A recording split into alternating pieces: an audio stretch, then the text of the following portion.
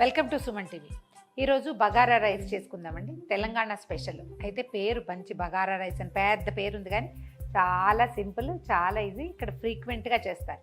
అసలు ఇక్కడ మన ఈ ప్రాంతంలో తెలంగాణలో ఈ తిరగమాత పెట్టడం, పో పెట్టడం, తాలింపు పెట్టడం, దాన్ని బగారించడం అనే అంటారు. బగారించడం అంటే తిరగమాత పెట్టడం అంతే. సింపుల్గా ఈజీగా చేసుకోవచ్చు. ఇదేంటంటే కొంచెం మంచి మసాలాదార్ కుర్మాలు కానీ, వెజిటేరియన్స్ అయితే పన్నీర్ కుర్మాలు కానీ ఏమైనా అలాంటి కుర్మాస్తో పాటు జీరా రైస్ లాంటిదే ఇంకా కొంచెం హెవీగా కాస్త స్పెషల్గా వస్తుంది. దీంట్లో మనం ఏమి కూర ముక్కలు వేసుకుని చేసుకోవచ్చు, వేయకుండా కూడా చేయొచ్చు. చాలా బాగుంటుంది. కుక్కర్లో చేసేసుకోవచ్చు, చక్కగా ఉంటుంది. బయట చేయడానికి కూడా ఇది అలవాటుగా ఉన్నవాళ్ళు విడిగా కూడా చేసుకోవచ్చు. కుక్కర్లో చేస్తే ఏంటంటే ఒక విజిల్తో అయిపోతుంది.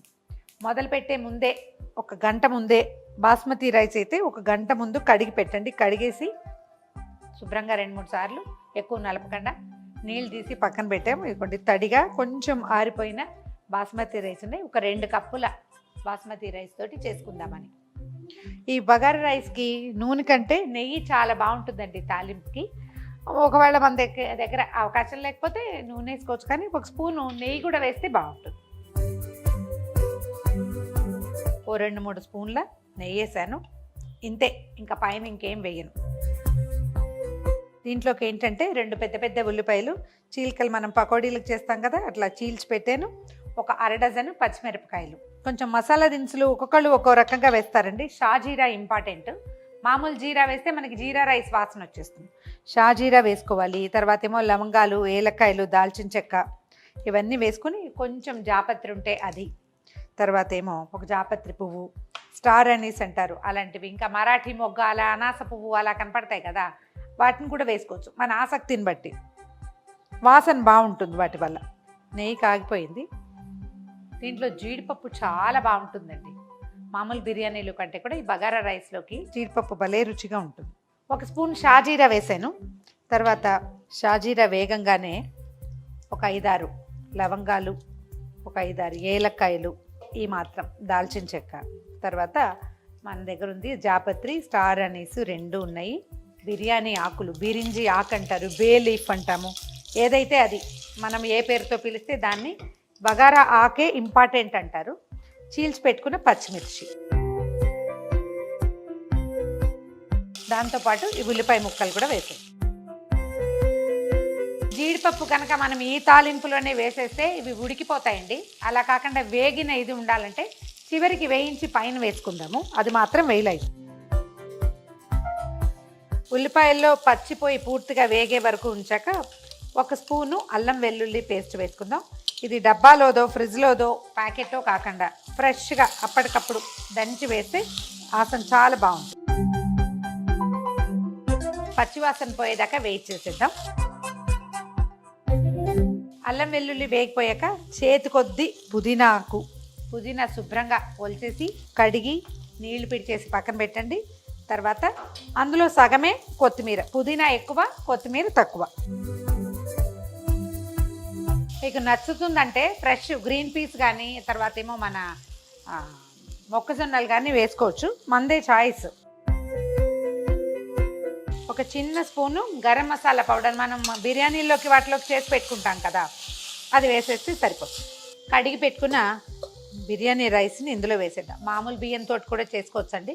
సోనా మసూరి లాంటివి కొంచెం కాస్త అంటే మెతుకు గట్టిగా ఉండేది, పాత బియ్యం అయితే బాగుంటుంది. కొంచెం అలాగా దీన్ని వేయించేద్దాం. ఎక్కువగా కదపద్దు, స్పీడ్ చేస్తే ఇది ఏమవుతాయంటే మెతుకులు విరిగిపోయి శుద్ధైపోతుంది, బియ్యపు గింజలు విరిగిపోతాయి కదా. మసాలా అంతా పట్టేలాగా తిప్పితే సరిపోతుంది.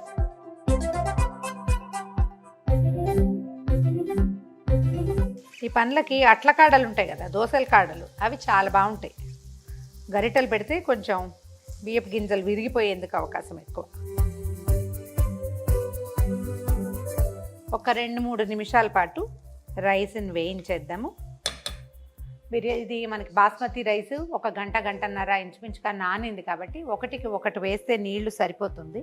2 కప్పుల రైస్ కదా, 2.5 కప్పుల నీళ్ళు పోస్తున్నాను అంతే. అంటే 1కి 1 మీద కొంచెం ఎక్కువ వేస్తున్నాను.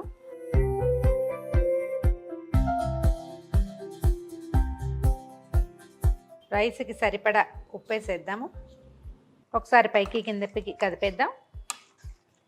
నెయ్యి సరిపడా వేసాం కాబట్టి పైన ఇంకేం వేయట్లేదండి. ఒక అరచెక్క నిమ్మరసం పిండుదాం, రుచి బాగుంటుంది.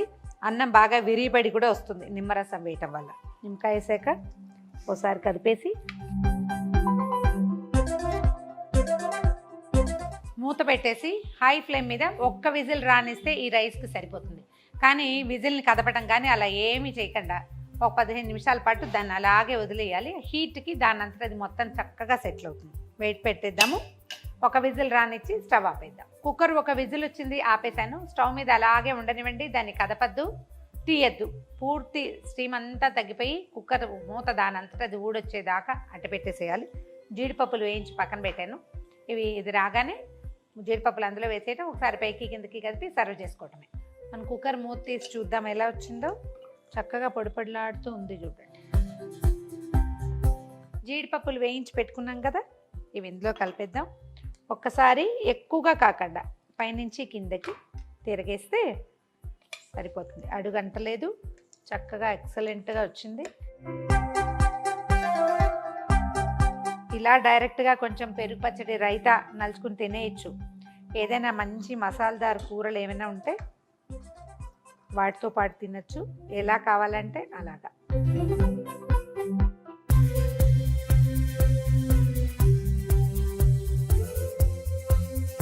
ఘుమఘుమలాడే బగారా రైస్, బగారా అన్నం అని కూడా అనొచ్చు. మీరు ఎలా చేసినా సరే చక్కగానే వస్తుంది. జస్ట్ సరిపడా ఉప్పు మాత్రం వేసుకోవాలంతే. ట్రై చేసి చూడండి.